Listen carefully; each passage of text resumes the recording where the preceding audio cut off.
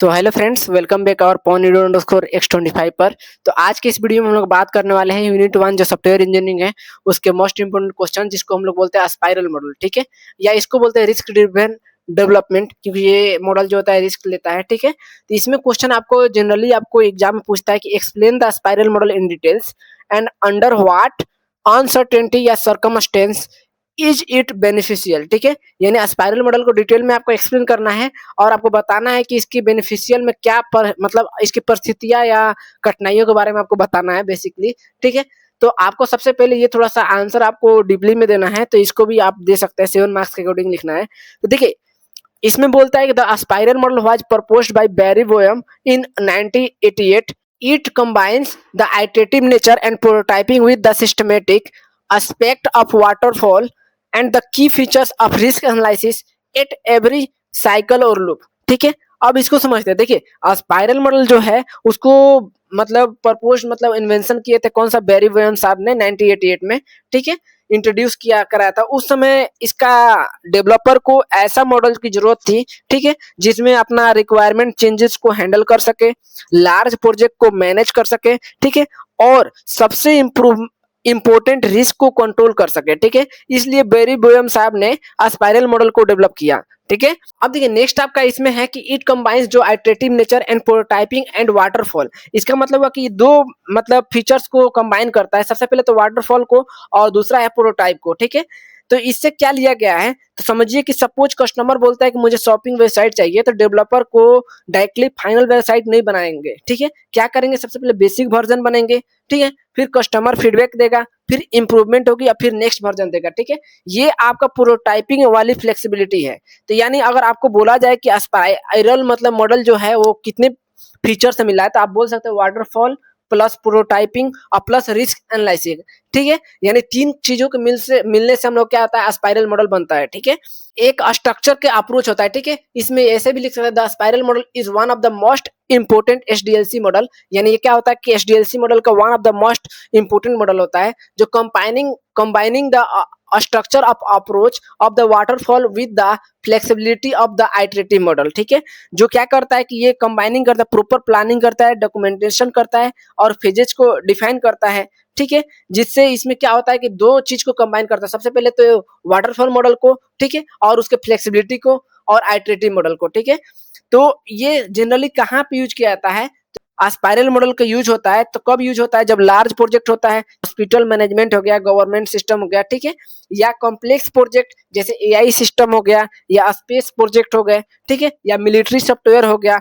यहाँ सब मतलब परिस्थितियों को समझ के ज्यादातर स्पाइरल मॉडल को यूज किया जाता है। ठीक है, तो अगर पूछे स्पाइरल मॉडल किसका, आपको मेनली यही लिखना है कि स्पाइरल मॉडल को इन्वेंशन किए थे बैरी बोयम इन 1988। ठीक है, ये रिस्क एनालिसिस होता है, इसमें आपको तीन मॉडल कंबाइनिंग से बनता है। सबसे पहला होता है वाटरफॉल मॉडल, फिर दूसरा prototype model, risk analysis model. ठीक है, और इसका मेन काम होता है कि ये कब यूज किया था, जब लार्ज प्रोजेक्ट होता है उसमें यूज किया जाता है, या कॉम्प्लेक्स प्रोजेक्ट होता है उसमें यूज किया जाता है। अब ये तो हो गया इंट्रोडक्शन पार्ट। अब इसका मेन डिफिनेशन क्या होता है, अब देखिए इसमें बोलता है कि the spiral model is risk driven and iterative software development. ठीक है, model development progress in the spiral shape consisting of multiple loops where each loops represent a complete development cycle. The number of loops depends on the project size, complexity and risk each loop included।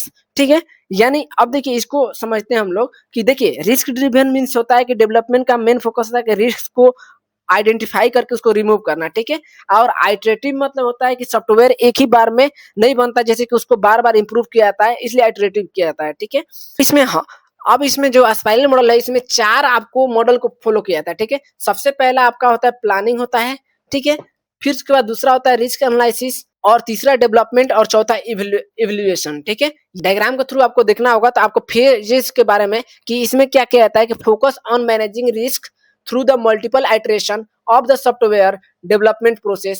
Each phases of the spiral model is divided into 4 quadrant, यानी 4 quadrant में आपको divide किया जाता है। सबसे पहला आपका होता है objective determinants and identify alternation of solution. ठीक है, के गोल्स जो होते हैं और रिक्वायरमेंट्स होते हैं उसको पॉसिबल सॉल्यूशन में आइडेंटिफाई किया जाता है। ठीक है, और इसके बजट को देखा जाता है, टाइम को आपको मतलब देखा जाता है और टेक्नोलॉजी क्या-क्या यूज़ होंगे इसको, ठीक है?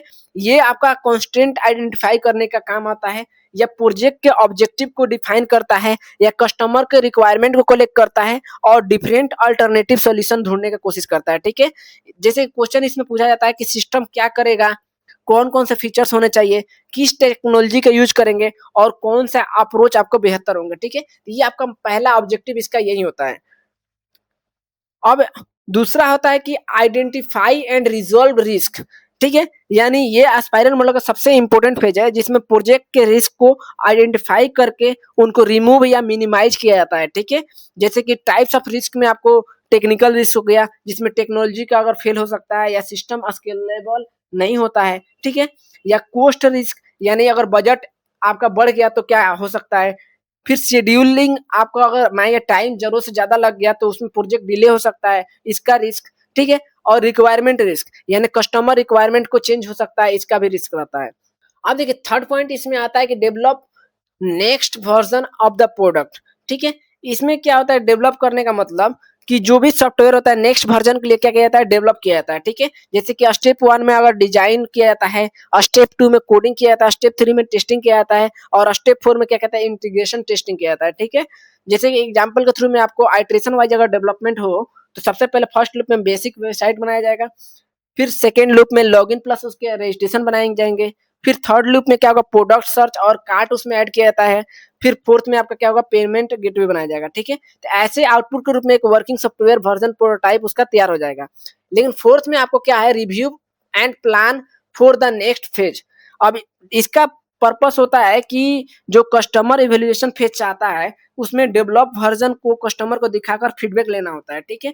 जैसे कि इसमें एक्टिविटी हो सकती है कि आपको कस्टमर इवेल्युएशन हो सकता है, आइडेंटिफाई चेंजेस हो सकते हैं, प्लानिंग फॉर नेक्स्ट आइटरेशन हो सकता है, ठीक है? कि नेक्स्ट आइटरेशन में क्या प्लान कर सकते हैं, या decide way whether project should continue, यानी डिसाइड किया जाता है कि उधर मतलब जो भी प्रोजेक्ट है अपना कहाँ से कंटिन्यू किया जाए, ठीक है? इसमें मेजरली कस्टमर सेटिस्फाई रहता है, ठीक है?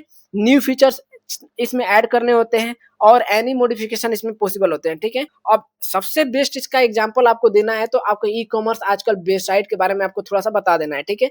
यानी स्पाइरल मॉडल में अगर आपको थोड़ा सा बढ़ाना है आंसर को तो ई कॉमर्स में क्या होता है कि सबसे पहले आपको एक्सप्लेन करना है कि requirement analysis plus risk analysis plus basic prototype loop 1 में आप बना दीजिएगा, ठीक है? ई कॉमर्स का जब भी आप वेबसाइट स्पाइरल मॉडल तैयार कर रहे हैं तो उसके लिए। फिर लूप 2 में आपको लॉगिन मॉड्यूल आप बना दीजिएगा, ठीक है? उसके साथ में आपको रिस्क प्लस में कस्टमर रिव्यू सब में आपको रिस्क करना है, ठीक है? लूप 3 में प्रोडक्ट मॉड्यूल बनाएगा तो उसमें भी रिस्क होगा और रिव्यू होगा, ठीक है? और लूप 4 में पेमेंट मॉड्यूल बनाएगा तो उसमें भी रिस्क होगा और फाइनल प्रोडक्ट होगा। तो ये आपके इंपॉर्टेंट मतलब इतने आपके पॉइंट हो गए और एग्जांपल के रूप में आपका ई कॉमर्स वेबसाइट हो गया। अब इसके एडवांटेज और डिसएडवांटेज के बारे में बात करते हैं। सबसे पहले आपका एडवांटेज में आपको, ठीक है, बोलता है कि high risk project handle well. इसका मतलब सबसे बड़ा एडवांटेज इसका आता है कि हर साइकिल में रिस्क को आइडेंटिफाई करते रहते हैं हम लोग और प्रोजेक्ट फेलियर होने का चांसेस बहुत कम हो जाता है, ठीक है? अब risk to analyse every phases. अब risk to analyse every phases मतलब हुआ कि हर फेज में रिस्क को आइडेंटिफाई करना, रिस्क को सॉल्यूशन करना है, सोल्व करना, रिजोल्व करना। इसी वजह से स्पाइरल क्या होता है क्रिटिकली सिस्टम में यूज होता है, ठीक है? अब customer feedback at every loop, यानी इसमें क्या होता है कि कस्टमर कंटिन्यूअसली इवॉल्व रहता है, ठीक है? यानी गलत रिक्वायरमेंट जल्दी पकड़ी जाती है इसमें। अब work for large scale system, यानी इसमें क्या होता है कि लार्ज सिस्टम में जैसे कि बैंकिंग हो गया, हेल्थ केयर हो गया, डिफेंस हो गया, एआई स्पेस हो गया, इसके लिए ये बेस्ट है आपका स्पाइरल मॉडल, ठीक है? अब इसके कुछ डिसएडवांटेज भी होंगे, तो डिसएडवांटेज में सबसे पहले क्या होता है कि एक्सपेंसिव होता है and not suitable for a small project, यानी स्मॉल प्रोजेक्ट के लिए क्या होता है सूटेबल नहीं होता है। अब दूसरा है needs expertise in risk assessment, यानी इसका मतलब हुआ कि जो अगर मान से रिस्क गलत आइडेंटिफाई हुआ तो प्रोजेक्ट फेल भी हो सकता है और एक्सपीरियंस मैनेजर जो हो रिक्वायर्ड होते हैं इसमें, ठीक है? नेक्स्ट है complex process and hard to manage, यानी इसका मतलब बहुत सारे आपके जो भी लूप्स हैं उसको मैनेज करना बहुत डिफिकल्टी होता है और ट्रैकिंग भी डिफिकल्टी होता है, ठीक है? अब नेक्स्ट इसमें too much documentation at each stage.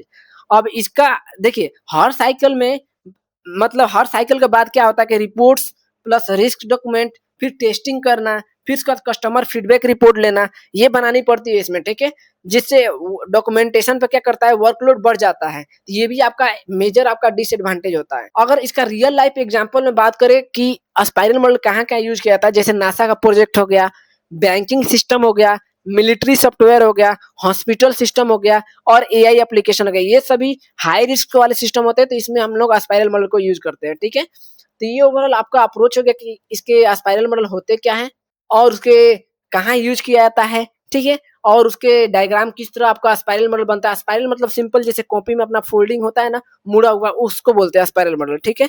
और इसके एडवांटेज क्या है और डिसएडवांटेज क्या है, ये ओवरऑल हम लोग बात कर लिए। अगर आपको ये वीडियो हेल्पफुल लगा तो लाइक कीजिएगा, शेयर कीजिएगा। मिलते हैं नेक्स्ट वीडियो में नेक्स्ट क्वेश्चन के साथ। Take care and good bye.